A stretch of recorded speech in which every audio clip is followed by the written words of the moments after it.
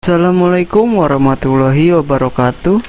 Anak-anak, hari ini kita akan belajar bahasa Indonesia ya. Di video kali ini Bapak akan berikan dongeng ya. Dongengnya nggak Bapak kasih tahu, silahkan kalian langsung menonton ya. Oke, nanti dimohon untuk ngerjain latihannya ya di jadwal yang di WhatsApp. Silahkan kalian menonton dulu ya.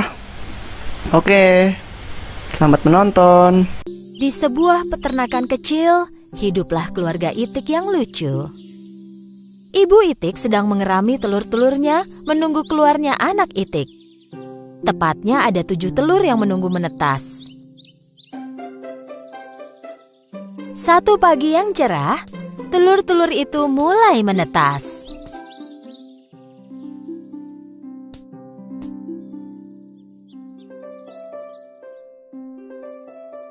Anak Itik mulai beradaptasi dengan dunia baru.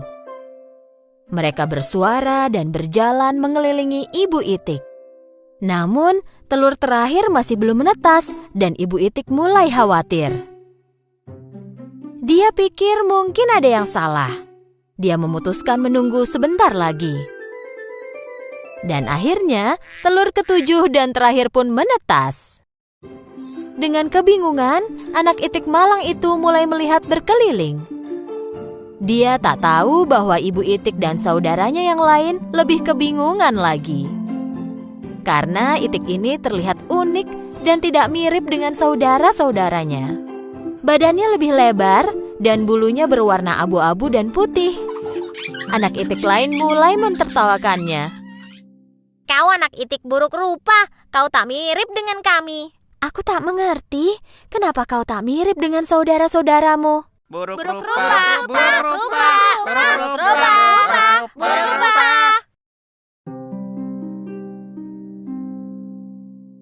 Setelah beberapa waktu, anak Itik itu pun tumbuh besar.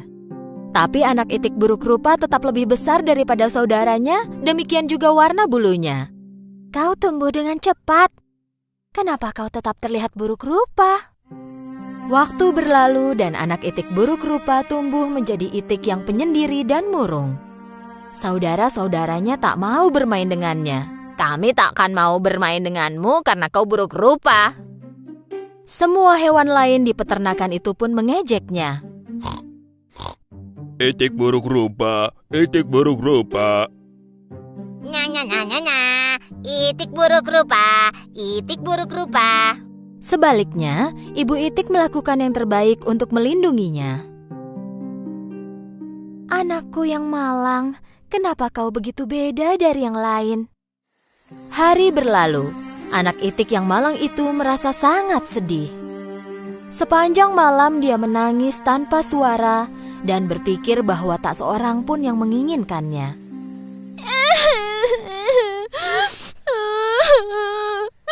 Kenapa aku buruk rupa? Kenapa aku tak mirip seperti saudaraku?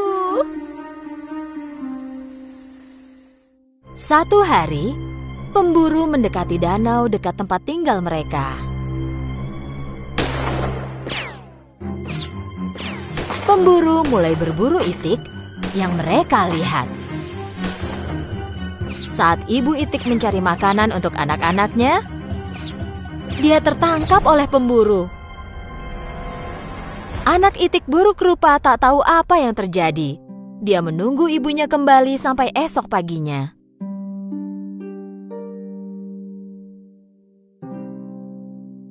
Anak Itik yang malang itu tak tahu harus berbuat apa.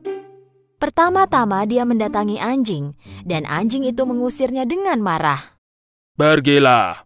Tak boleh ada yang melihatku bicara dengan Itik buruk rupa sepertimu.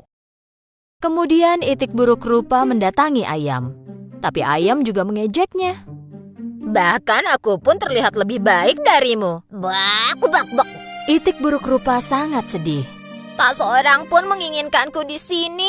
Jika ibuku tak kembali, tak ada alasan lagi untukku tinggal di peternakan ini.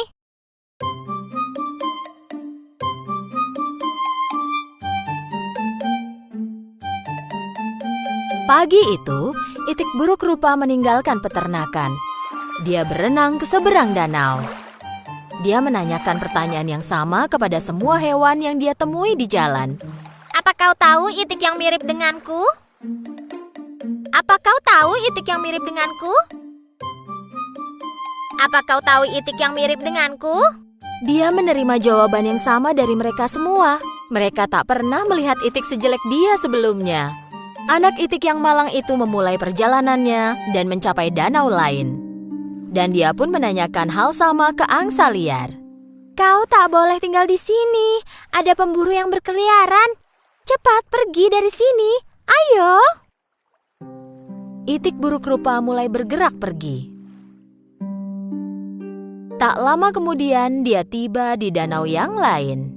Kali ini dia sendirian. Tak ada siapapun yang terlihat. Ya, kalau tak ada yang menginginkanku, aku akan sembunyi di sini selamanya.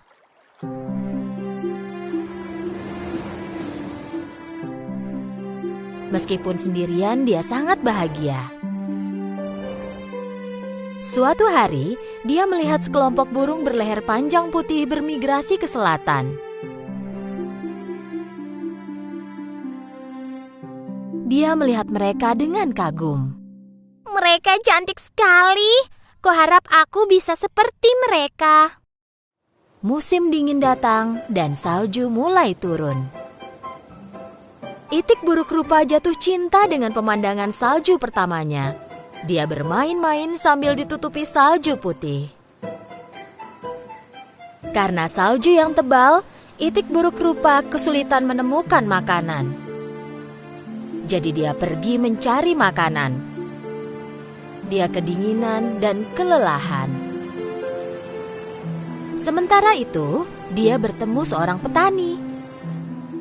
Petani merasa iba dan memberikan jaketnya. Kau makhluk malang pasti kedinginan. Aku akan membawamu pulang dan merawatmu sampai besar.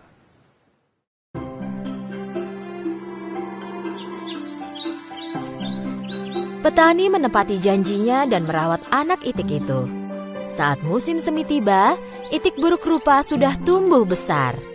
Supaya bisa punya tempat yang luas untuk bergerak, petani meninggalkan itik itu di danau. Kembali sendirian, tak lama itik buruk rupa melihat bayangannya di air. Tapi dia kagum pada apa yang dia lihat. Pertama-tama, dia tak mengenali dirinya sendiri. Dia pikir ada orang lain di belakangnya.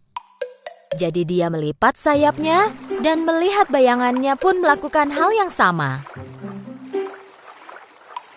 Dia merentangkan lehernya dan bayangannya pun meniru gerakan itu. Saat itu dia tahu bahwa burung luar biasa ini tak lain adalah dirinya sendiri. Oh, aku berubah sekali. Aku terlihat seperti burung yang terbang itu. Aku harus pulang dan menunjukkan diriku. Lalu dia pun pergi. Saat berenang di danau, dia bertemu sekelompok angsa. Karena kini dia adalah kawanan mereka, angsa itu mengajaknya ikut. Itik buruk rupa bepergian dengan sukacita bersama angsa. Seorang anak di tepi danau berteriak kepada temannya saat melihat sekelompok angsa. Hei, lihat angsa muda yang ada di belakang. Itu angsa tercantik yang pernah kulihat. Ya, dari awal dia memang adalah seekor angsa. Dia hanya telur malang yang tercampur bersama telur itik.